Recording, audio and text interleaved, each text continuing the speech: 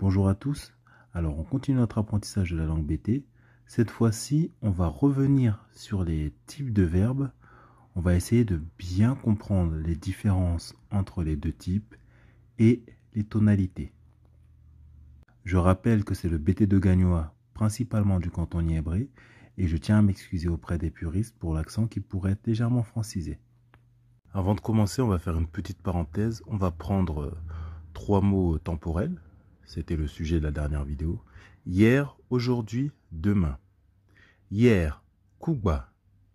Aujourd'hui, Gere. Demain, Djegba. On voit qu'hier, la tonalité est basse. Je disais dans la vidéo sur les types de verbes que le BT associe le passé à la tonalité basse. Ça se confirme dans le mot hier. Aujourd'hui, Gere. La tonalité monte un peu. On va dire qu'elle est moyenne haute. Le présent est sur une tonalité plus haute que le passé. Ensuite, Djegba, le futur. Là, la tonalité est plus haute. Mais le futur, c'est un temps qu'on n'a pas encore vu. Donc, je préfère le réserver pour plus tard. En tout cas, dites-vous que les tonalités ne sont pas faites au hasard, en fait. Elles répondent souvent à une certaine logique en fonction du thème. Très bien, maintenant, on va reprendre nos deux types de verbes. Verbe d'état et verbe d'action.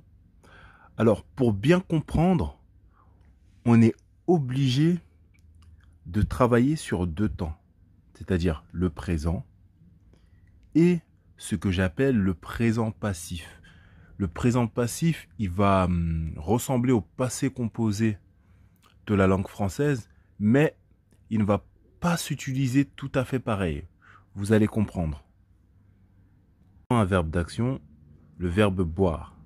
Naman, naman, je bois. Et naman, donc je bois de l'eau. Et naman, je ne bois pas d'eau. Et naman, j'ai bu de l'eau.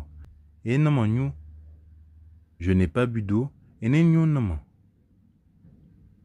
Que la différence entre les deux temps sur la forme affirmative se jouera seulement sur la tonalité. Maintenant sur la forme négative, et naman, je ne bois pas d'eau, on a le pronom, la négation, le verbe, et on finit par l'eau qui est le COD. Et quand on prend une phrase négative au présent passif qui va être comme le passé composé, et naman, donc on a le pronom, la négation, là le COD, et ensuite le verbe qui vient clôturer la phrase. Sans oublier que la tonalité est plus basse, comme pour le passé, parce qu'on n'est plus dans l'action, comme pour hier. Kuba, tonalité basse. Maintenant, voyons ce qui se passe avec un verbe d'état. On va prendre kokoe, le verbe être de localisation. Voilà. Alors, je suis au marché. Eko poroko. Je ne suis pas au marché. Ene poroko. On voit que écho, on est sur une tonalité basse comme pour du présent passif. Et pareil, lorsque j'ai ma phrase négative, ene poroko. Le verbe vient clôturer la phrase exactement comme lorsque on conjugue un verbe d'action au présent passif. Pourquoi? Comme j'avais dit dans l'autre vidéo, l'action qui fait que je me trouve au marché, c'est déjà passé. En vérité, le présent des verbes d'état est un présent passif. Maintenant, voyons voir ce qui va se passer si je veux dire que je n'ai pas été au marché. Là, c'est simple en fait. On ne va pas dire je n'ai pas été au marché dans le sens où je ne me suis pas trouvé dans le marché. Non. On va dire je ne suis pas parti au marché ou je ne suis pas allé au marché. On utilisera le verbe mémé, partir, qui est un verbe d'action. Après, on peut utiliser une autre formulation pour dire que je n'étais pas au marché. Mais là, du coup, c'est d'un autre temps du passé qu'on n'a pas vu et qu'on verra dans les vidéos à venir. Voilà, en tout cas, il faut vraiment s'attarder au début sur ces deux notions-là pour les maîtriser.